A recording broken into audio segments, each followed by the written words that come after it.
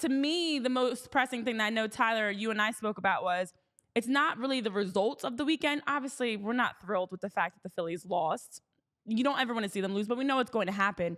It's how they lost. And it starts with Taijuan Walker. So Taijuan Walker, very first pitch of the game, gives up a single. And I was like, oh boy, Mason Wynn, who's been having a great season, whatever, yada, yada, yada. We heard it all on the broadcast. I was like, is this a Cardinals broadcast or is this supposed to just be a generic Sunday Night Baseball broadcast? But apparently we were the Cardinals broadcast in the beginning. So it was all downhill from there. We also saw him give up two-run home runs in the first inning, in the third inning, and finishing the night with 4 hits, 4 earned runs, walked 3, gave up those 2 homers, struck out 5, and did last 5 innings. But when you look at the fact that Taijuan Walker allowed 6 balls at 100 miles per hour or harder, and his ERA after tonight increased because, as I mentioned before, every game, unfortunately, his ERA has gotten worse.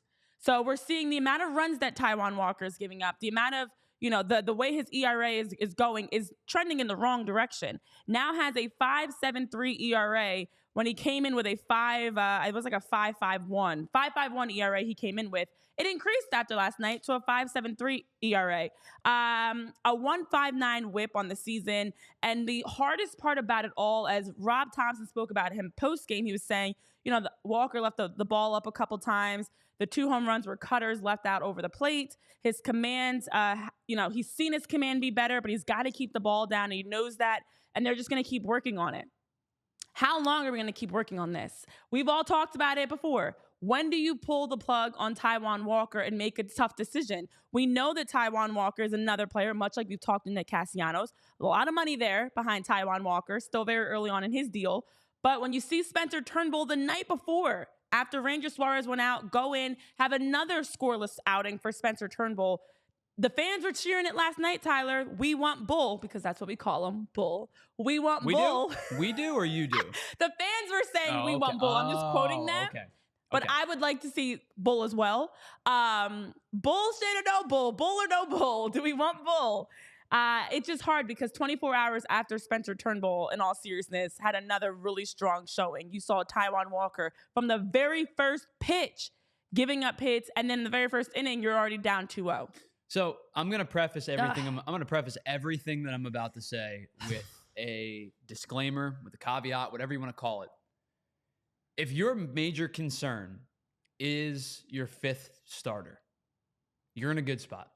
You're in a really good spot if your major concern is if your 5th starter or your long man / 5B, well, he's really 5A, but you know what I'm trying to say, is going to be the guy that is the guy moving forward. But this is where the, comma, but, it's kind of like when you say to somebody, no offense, but, and then whatever you're going to say next is absolutely offensive. This is where the comma, but comes in. Taijuan Walker is a very predictable pitcher. Taijuan Walker is the type of guy who you know what you're going to get from him most starts. Yeah. The first inning is a problem. The first time through the order is a problem. So far this year, guys are hitting 355 off of Taijuan Walker the first time through the order. 4 home runs. They've driven in 13 runs. They've struck out just 12 times. He's given up 22 hits in 62 at-bats. The second time through the order, that number dips significantly. In 52 at-bats, he's only given up 13 hits. Now, the home run has plagued him a little bit. 3 of those 13 hits are home runs, but the average dips from 355 to 250 the second time through the order. So you kind of know the type of pitcher that you're going to get in Taijuan Walker. You know, Taijuan Walker's diminished velocity has become a point of contention for a lot of people. Walker, in the beginning of his career, was throwing 95, 94, 95, 96, and now he's throwing 89, 90, 91. And all of these things, Renee, I think, all of the problems, the first inning issues, the inability to get a shutdown inning like you saw last night, the Phil scratch back and get 2, he gives 2 right back. The low velocity, the lack of command, because as you mentioned, Topper said a couple of times he missed his spots. Well, he's missed his spots quite a bit. Yeah. All of that, Renee, I think can be excused.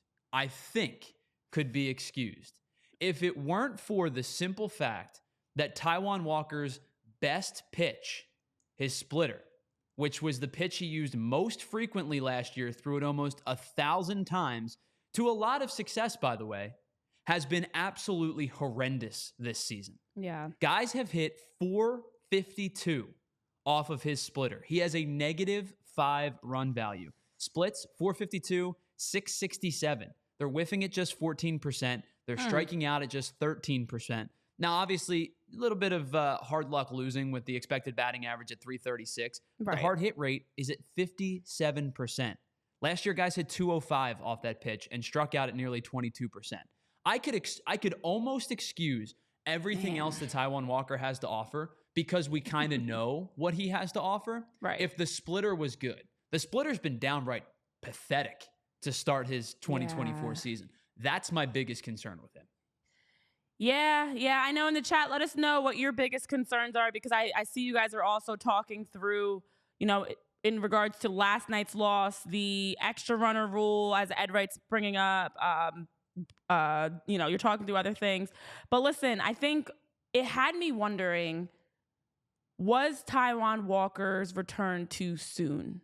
Was he maybe not ready? Because, and I don't know the answer to that. And listen, I think with the way that Spencer Turnbull had been pitching, and Taijuan Walker was a little bit ahead of his rehab schedule, it kind of made sense in their eyes to bring him back early. But I don't know if he was ready, because again, as you talk about, his first innings have been bad. The first time through the batting order is not good at all. And not to mention, I think what makes me the most concerned of all his stats is that he is progressively getting worse. Like every game. So his very first return back, guys, just for context, was an 8.53 ERA back in April in his first game against San Diego. Then it went down to a 6.39 ERA. So it's like, okay, first 2 games back, he gave up in those first 2 games a total of 9 runs in the first 2 outings. Not good at all. Then it did drop, though. That third game back, he only gave up 1 run. He went a total of 6 innings. This was against Miami, though. So take it for whatever you want, but it doesn't matter. It still is a baseball team. Against Miami in his third game, he gave up 1 run. He gave up 8 hits. He went 6 innings, solid 4.89 ERA. Okay, we're getting some progress here. Walker's getting better. He's settling in. Ever since that game on May 11th, his ERA has continuously worsened game by game. The amount of hits and runs he's giving up has also worsened game by game. May 11th, he gave up 1 run. May 16th, he gave up 2 runs. May 22nd, he gave up 3 runs. May 27th, he gave up 6 runs in 6 innings. And then, of course, yesterday, he gave up 4 runs in 5 innings on 5 hits. The numbers are showing he's trending in the wrong direction, which makes me wonder, like I said, was he rushed back and maybe not really ready? Because he might have been seeming ready at the rehab assignment. But as we know, in the majors, it's a completely different ballgame. Having to be ready to go in front of 45,000 fans that are not going to sit back quietly and let you give up runs and give up home runs. They're going to let you know they're not happy with it. Was it also just too much too soon for him to be pitching 4, 5, 6 innings? Maybe in the beginning, it should have been 3 innings like we had talked about, 3, 4 innings, and ease him back in. Unfortunately, at this point, the past can't be changed. It's a matter of what can you do moving forward, because we know that Taijuan Walker the command is not there. As you mentioned, Tyler, the numbers are horrific, especially in the first inning. And he is messing up the fact that the Phillies have consistently, in about 65% of their games, been first to score, jumped out on teams. Yet when Taijuan Walker is on the mound, that is not the case. They go down 2-0. They played from behind all game yesterday. So yes, we can always complain about, and we'll talk about it, Bryce Harper and the, extra inning rules and all these other things. But it started from the jump. And then it went from there, that the team was constantly playing catch up already on a day where you had Whit Merrifield out there. You didn't have, Cody Clemens was a late scratch. Edmundo Sosa dealing with a hamstring injury. You lose Brandon Marsh late in the game. This is why when we talk about the strength of the pitching, you can't take for granted how well the Phillies starters have been pitching, because they've been giving you that insurance, the comfort of knowing, regardless what happens offensively, regardless if there's an injury, regardless of anything that happens, the pitchers have been doing a good job keeping opponents off the scoreboard and allowing the Phillies to work through their stuff, take the lead, and feel confident. But when you're now playing from behind yet again, and then things start going wrong, to add insult to injury or injury to insult, depending on how you want to look at it, it makes it feel like Murphy's rule, like whatever can go wrong will go wrong at this point, or Murphy's law.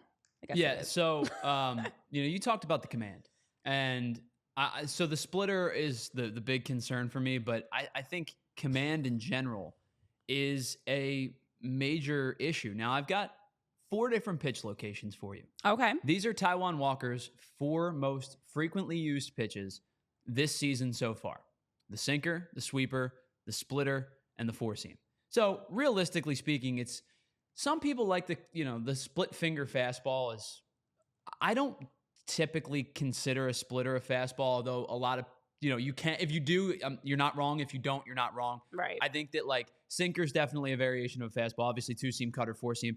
I think that while it's traditionally called a split finger fastball, I think it's got so much dip that I'm willing to move it into like a breaking ball, like a heavy breaking ball scenario. Okay. But regardless, whatever you want to call it, you're talking about a guy who at his worst is throwing some variation of a fastball about 41% of the time.